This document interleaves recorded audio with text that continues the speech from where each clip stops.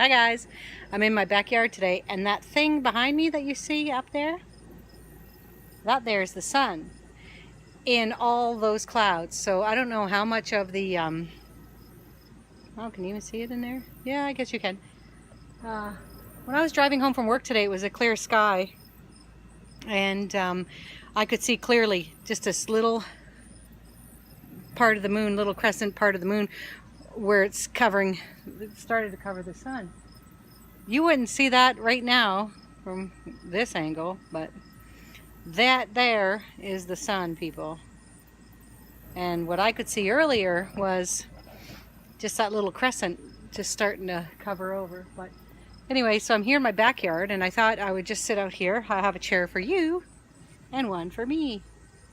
When I was a kid in grade school, we had an eclipse, and I know I'm not wearing safety approved glasses or whatever. I saw some people on my way home with welding shield or whatever, welding shield over top of their face, trying to look up at it. But anyway, when I was a kid, I remember we all had these big boxes, and we put them over top of our shoulders, and we had to face with our backs to the sun and watch through the cutout that we had in the box,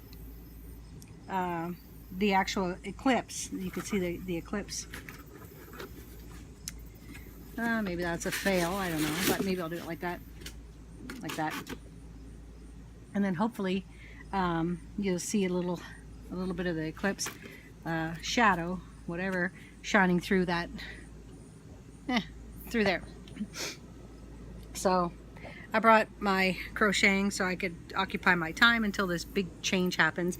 And my twice a year celebration Dr. Pepper, which maybe I have 3 times a year, but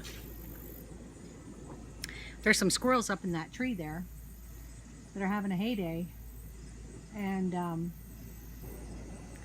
they are knocking these little beech nuts down. Here comes one there. They're knocking these little beech nuts down to the ground, because that'll keep me occupied if I'm not going to pick up my crocheting.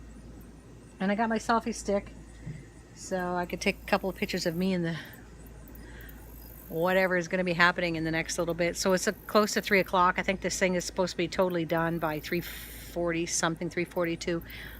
We're in southern Ontario here, so it's already happened in a couple of places. And I was coming home, it just happened in Tennessee and Nashville, and I was watching a little bit on the news, and so there's a couple of places where it's already hit. But when it gets here, get a little closer, I'll see what I can get on video, post it on my channel.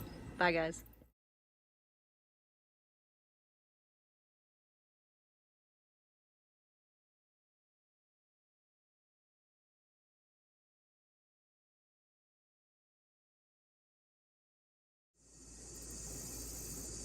Okay, so I can say this, since I've been sitting out here, I'm hearing the bugs a little bit more, but not much is changing. And oh yeah, so you know, I've taken to my brain finally that it's probably best if I don't even look up there, so I just keep moving my phone around, which I don't think I'm going to get a very good view at. But I don't know if you can see this, but since I've been sitting here approximately about a half an hour, I don't know if you can even see this screen. I won't waste my time trying to even get you to see that screen, but anyways, 78 degrees right now.